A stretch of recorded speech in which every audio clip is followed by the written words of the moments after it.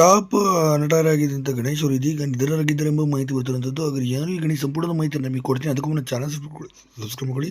ಚಿತ್ರರಂಗದಲ್ಲಿ ಮೇಲಿನ ಮೇಲೆ ಸಾವು ನೋವುಗಳು ಸಂಭವಿಸ್ತಾ ಇದೆ. ಮೊನ್ನೆ ತಾನೇ ಈಗ ಸೀರಿಯಲ್ನಲ್ಲಿ ಖ್ಯಾತ ನಟಿಯಾಗಿದ್ದಂಥ ಈಗ ನಟಿಯೊಬ್ಬರು ನಂದಿನಿ ಅವರು ಈಗ ನೇಣು ಬಿದ್ದಂಥ ಸ್ಥಿತಿಯಲ್ಲಿ ಕೂಡ ಪತ್ತೆಯಾದಂಥ ಘಟನೆ ನಡೆದಿತ್ತು.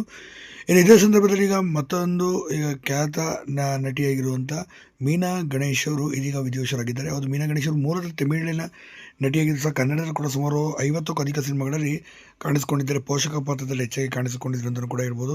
ಇಂಥ ಅದ್ಭುತವಾದ ನಟಿ ತಮಿಳುನಾಡಿನ ಸುಮಾರು 400ಕ್ಕೂ ಅಧಿಕ ಸಿನಿಮಾಗಳಲ್ಲಿ ಅಭಿನಯಿಸಿ ಮೂಲತಃ ರಂಗಭೂಮಿ ಕಲಾವಿದೆಯಾಗಿ ಬಂದಂಥ ಇವರು 1970ರಿಂದ ಕೂಡ ಚಿತ್ರರಂಗದಲ್ಲಿ ಸೇವೆಯನ್ನು ಸಲ್ಲಿಸಿದ್ರು. ಸುಮಾರು ಅರ್ಧ ದಶಕಗಳಕ್ಕೂ ಅಧಿಕ ಕಾಲ ಚಿತ್ರರಂಗದಲ್ಲಿ ಸೇವೆ ಸಲ್ಲಿಸಿದರು.